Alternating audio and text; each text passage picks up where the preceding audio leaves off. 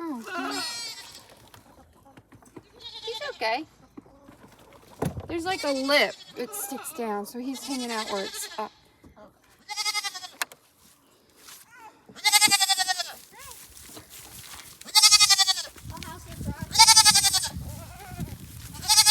How's what? Feeder. Good. Does it look like a hay feeder yet? No.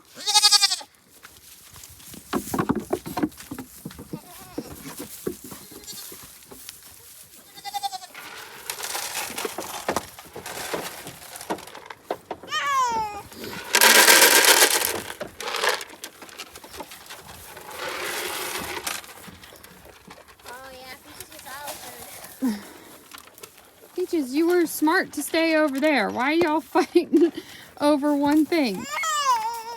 There you go.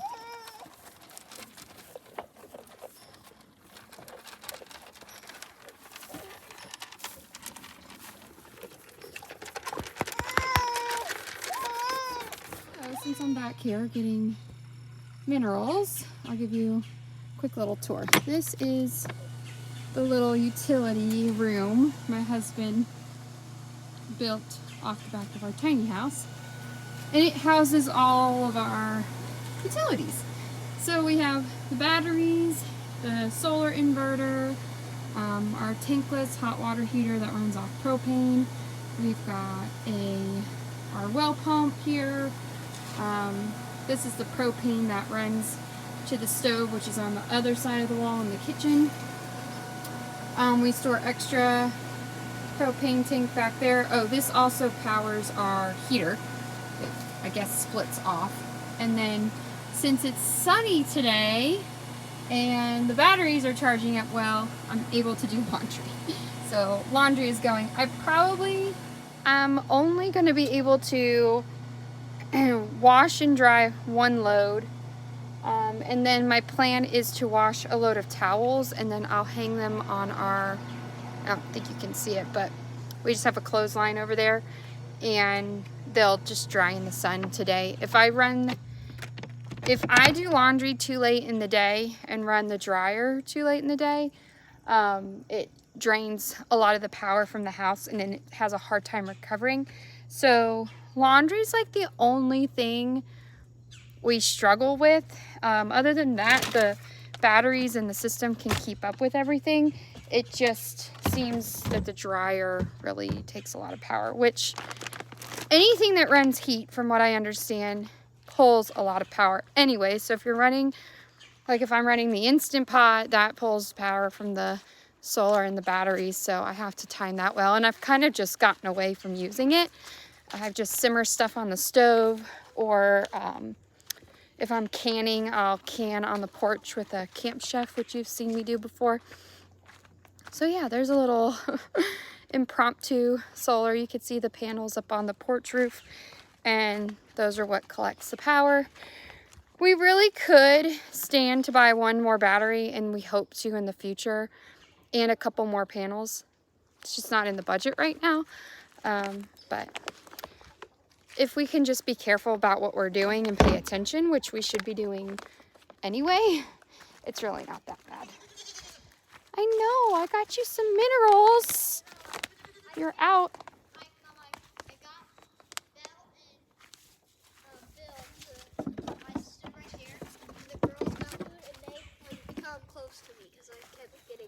Oh. The girls didn't get any. The girls can't get any food because Belle and Bill are bullies. Yeah.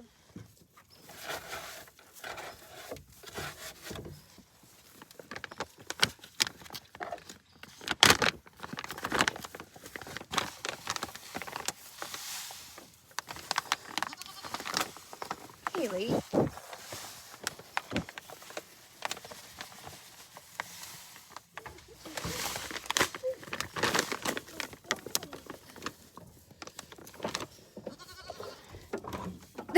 This is their temporary little shelter. Hopefully soon we'll have an actual barn again. But they are just getting some kelp minerals I bought on Amazon, which they absolutely love. The little girls are just eating it up. They're actually getting used to us. They don't Yeah. seem to want to run away when we pet them. They were handled before, but we're new. I absolutely love them. I love their little coloring. They're really pretty. They're going to be good members of the It herd. was funny the first time when we got that one. Which one? That. Oh, Belle. That little girl. The Yeah. light Rosie? one. Yeah, she got stuck in the fence. Yeah, when we went to go pick her up, She was stuck in the fence. they were they're showing us the goats, and the kids were like, oh no, she's stuck in the fence, and she's like, oh yeah, don't worry, she does that all the time, and by the way, she's yours. My husband would be like, of course we're getting the one stuck in the fence. But we have electric fence here, and surprisingly enough, she's not been stuck in the fence at all. They don't go near the fence, which we weren't really sure how this fencing was going to work at the other house on our property when we lived there before, at the mobile home. We just had regular, like, I think it was called sheep fence, the small square, huh? He's getting heavy. Okay, I'll take him in a second. The small square fence, and we never had a problem. The only thing they did do was they would rub up against it to like scratch, and that would like weaken that spot in the fence. But And they made big holes in it. yeah, it made holes, so we had to repair that a lot. But the electric fence, like they don't come near it, obviously, because they're gonna get shocked. They figured it out pretty quick, and we've not had any problems. No predator problems. It's not falling down. Like, it's all working really well. So Even Hank got shot by it. yeah, it even keeps the dog out, which is a good thing. Turn it back on, because I forget to turn it back on. Even when I forget to turn it on, it works. It still keeps them off of it because they think it's hot. They haven't figured out that it's not. So it's pretty good. All right, we got 2 eggs so far today. We only have 5 chickens, so it's supplementing what we have down the hill with our cousins, but they've decided to stop laying, so now I still have to buy eggs. Like, what in the world? I feel like I'm never going to be like egg rich. Did I just tell you how nice it is to have kids that can do things? I was thinking about putting it on the back, but the sides have a little lip, you know, the roof. So maybe on that side by the water, because that is farther sticking out. Okay, we figured it out. We think. The screws that came with it are junk, Definitely. and we just got some regular old Non-piece of junk screw. deck screws and some washers and screwed it in. All right, maybe it'll get the job done. They're eating it through the... Eating it through the other side, that's okay, but it'll keep their hay off the ground, and hopefully they'll have less waste. All in all, it looks like it's gonna work. Everyone is getting along. No one's fighting and not getting food. And these guys figured out that they can eat it from the other side. All right, I'm up here now in our deep freezer, and in my last video, I talked about how I'm trying really hard to save money and what I'm doing to fill in the gaps of our homestead. And one of the things I mentioned was buying from a local farmer. We have a man not too far from where we live that sells grass-fed beef, completely all natural, and they're like completely on grass, no grain or anything. So ground beef is $6 a pound, and roasts are like $7 a pound, which compared to the grocery store, I could probably find cheaper there, but for the quality, I can't pay that in a grocery store. So, to me, it's worth it. If I pay a little bit more in the long run, that's fine. So I'll show you what I got. I got 15 pounds of ground beef. I got 2 3-pound roasts, and he threw in a beef heart and a beef liver. We really like heart. I'm going to fry it up tonight, and we're going to end up doing tacos with it. I can literally just cook beef heart, and my kids will eat it like a snack. It's really good. It's not grainy or gamey, or like a lot of people think of organs, they automatically think of liver, and it's nothing like liver. It's really like eating a steak. So I'm going to get those unloaded in the freezer. I kept some of it down at the freezer at the house, but this is where we keep our deep freeze up at the family's part of the property.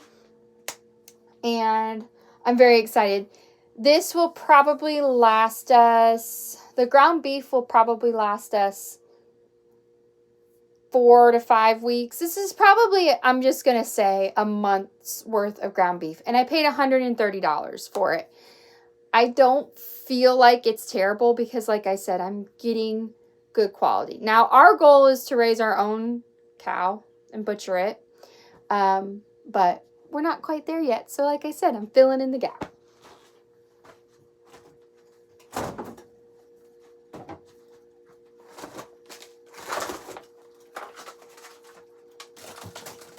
I'm also going to pull some chickens out. Like our little tiny chickens. They're good for things like chicken salad and broth. But they're not something that I'm going to roast or make a spatchcock chicken out of or anything like that.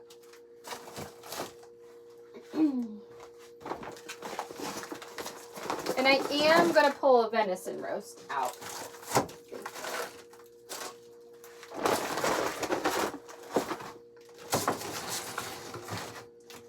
So I'm just putting this stuff in here and getting a variety out to cook on for the rest of the week.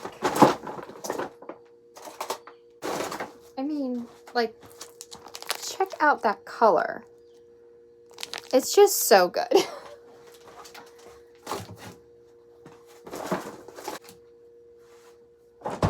Now that I have some beef, I'm really going to work hard at cooking down the freezer.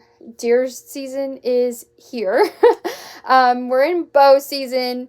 We really don't start filling our freezers with deer until gun season starts. My husband's the only one that can bow hunt, and with his schedule, just there's just not a lot of time for it. But when gun season opens up, he dedicates more time to it. His work kind of slows down, and the kids can go, I can go, so we get more chances of bringing home deer.